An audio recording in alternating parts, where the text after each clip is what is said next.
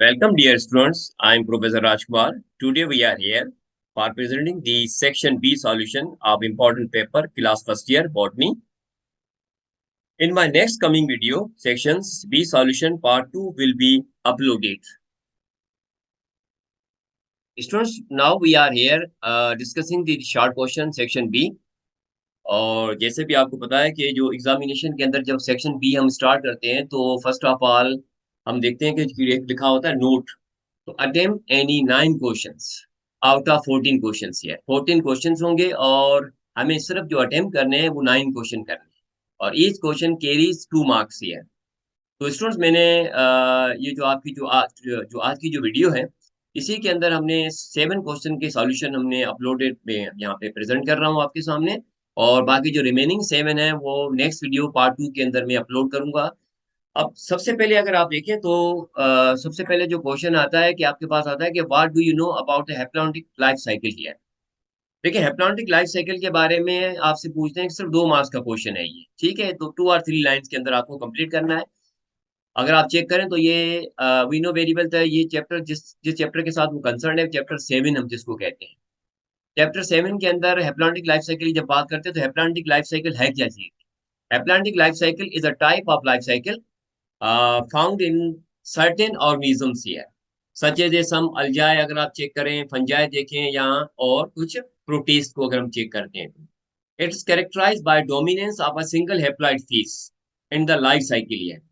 तो स्टूडेंट हम यहाँ देखना चाहें कि जो कैरेक्टराइज किया जाता है डोमिनेंस फेज जो होता है वो सिंगल हेप्लॉइड फेज होता है इनका ये, with the diploid phase being the relatively short life और एब्सेंट। अगर हम डिप्लॉइड फेज को देखें तो या तो एब्सेंट है या तो शॉर्ट लाइफ होते हैं all together here.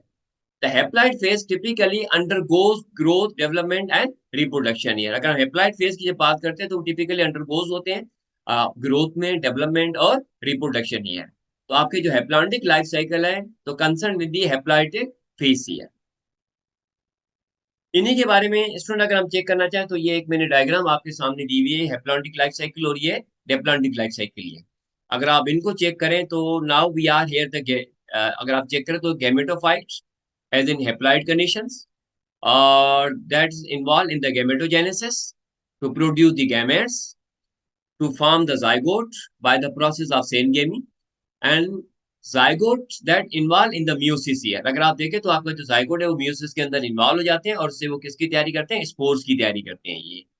This is the haplontic life cycle है। नाउ कम टू दी डिप्लांटिक की तरफ अगर आप चेक करें तो हमारा, इसीलिए मैं इसको कंपेयर कर रहा हूँ ताकि आपका कॉन्सेप्ट क्लियर हो जाए।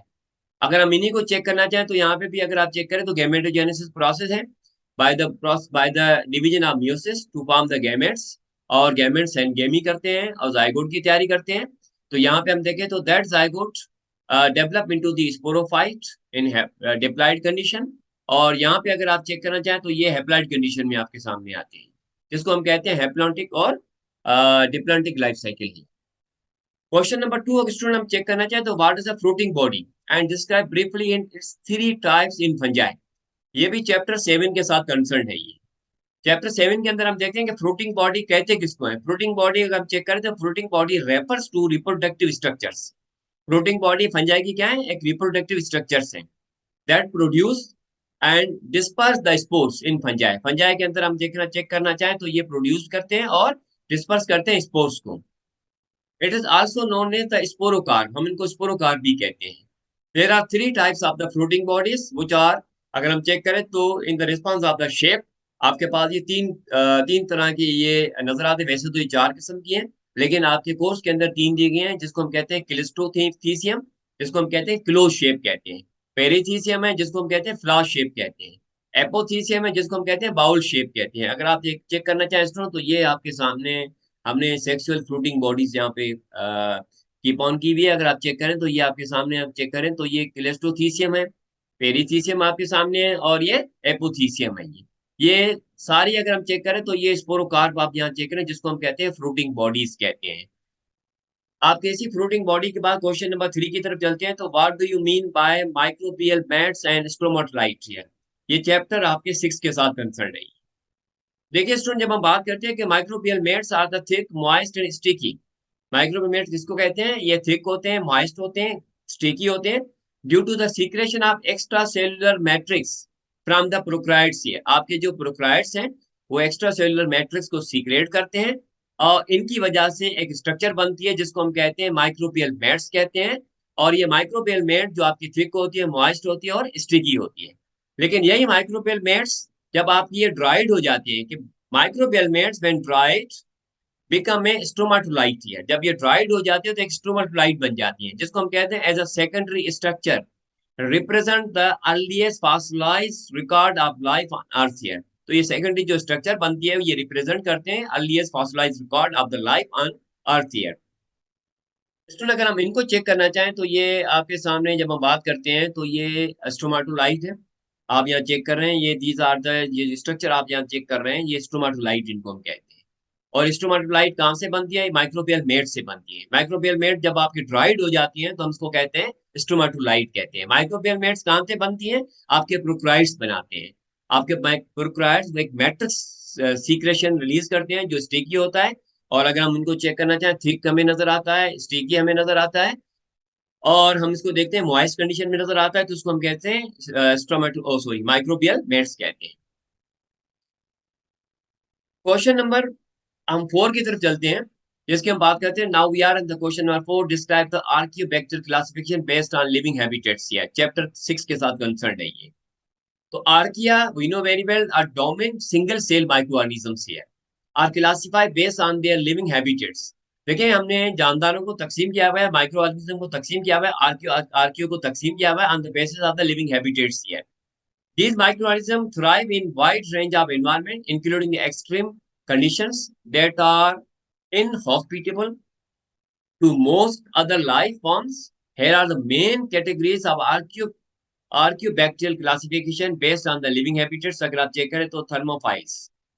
These archaea thrive in hot temperature environment here, such as hot spring, hydrothermal vents, और geothermal areas here.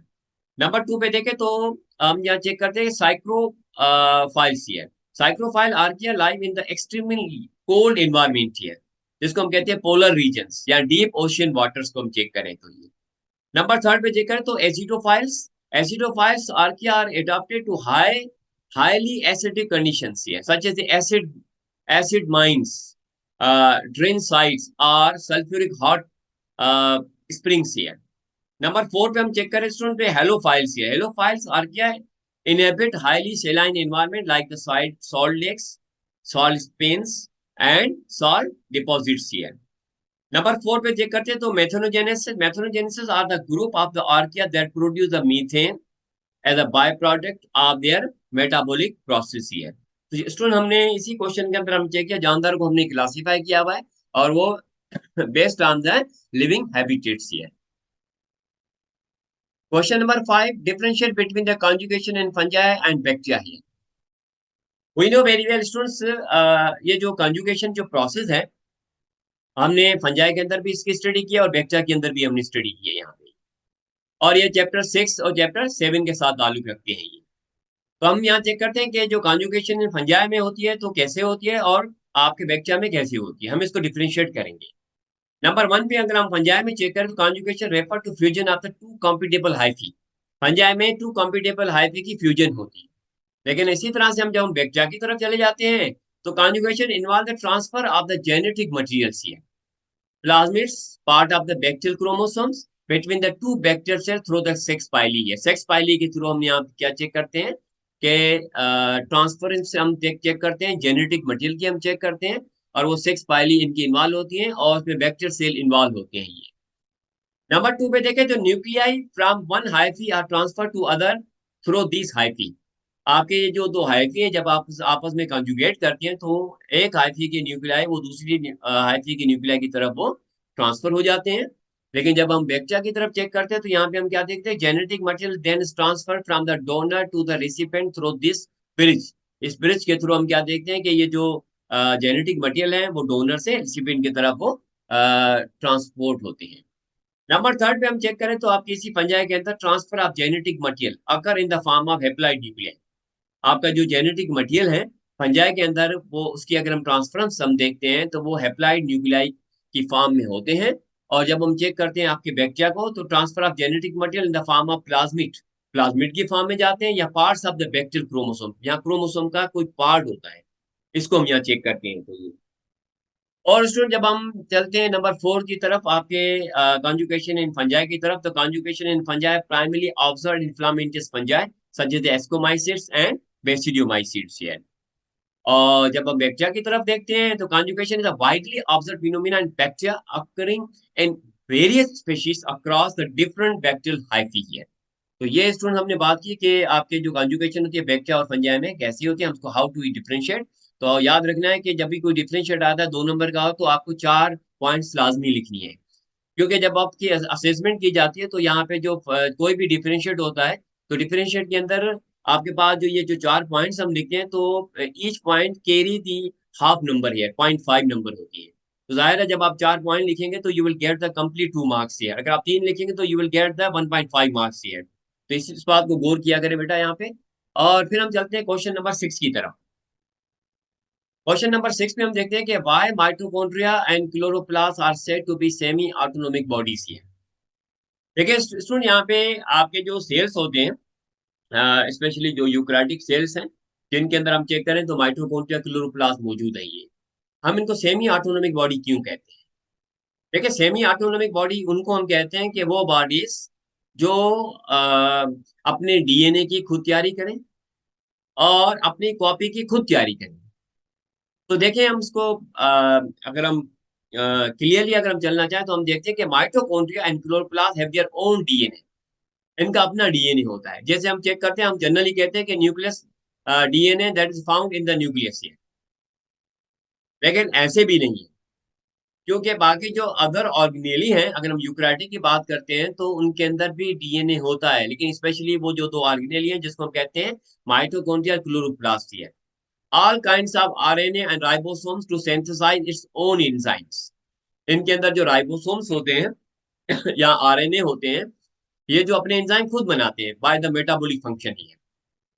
They can divide in half and thus reproduce independently of the cell's normal cell division here. तो जैसे एक cell की division होती है, तो एक cell से 2 सेल की तैयारी होती है, तो इसी तरह से ये अपनी कॉपी, ये अपने आप को डिवाइड करते हुए अपने आप को खुद बनाते हैं। ये तो इसीलिए हम इसको क्या कहते हैं, सेमी ऑटोनोमिक बॉडीज कहते हैं। ये चैप्टर 3 के साथ कंसर्न है ये। क्वेश्चन नंबर 7 की तरफ हम आते हैं, तो describe the normal flora, chapter 6। देखिए नॉर्मल फ्लोरा किसको कहते हैं? फ्लोरा हमें पता है कि माइक्रो ऑर्गेनिजम्स हैं, specially are they are concern with the plants here. तो normal flora are micro organisms, यहाँ पे एड लिख दिया है थोड़ा गलती से। तो normal flora are the micro organisms which live on another living organisms. के माइक्रो फ्लोरा आपके पास वो माइक्रो ऑर्गेनिज्म है जो दूसरे जानदारों के ऊपर रहते हैं, चाहे वो ह्यूमन हो और एनिमल हो और इन एनिमेट ऑब्जेक्ट। तो ये आपके पास इनएनिमेट ऑब्जेक्ट भी हो सकते हैं without causing the disease, without any harm. We can say the normal flora है, इसको हम कहते हैं नॉर्मल फ्लोरा कहते हैं। तो ये स्टूडेंट हमने जो आपके इसी पार्ट 1 के अंदर जो आज हमने जो डिस्कस की है, और वो डिस्कशन के अंदर जो हमने यहाँ पे दिए हुए 7 क्वेश्चन है। तो ये जो 7 क्वेश्चन है, बाकी जो रिमेनिंग 7 क्वेश्चन है I will present in part 2। तो उसके लिए वेट कीजिएगा बेटा, यहाँ पे नेक्स्ट वीडियो आपके सामने मैं अपलोड करूंगा यहाँ पे। तो students, I hope you are well. Don't forget to like, share, comments, and subscribe my YouTube channel for my upcoming videos here. Thank you very much, students.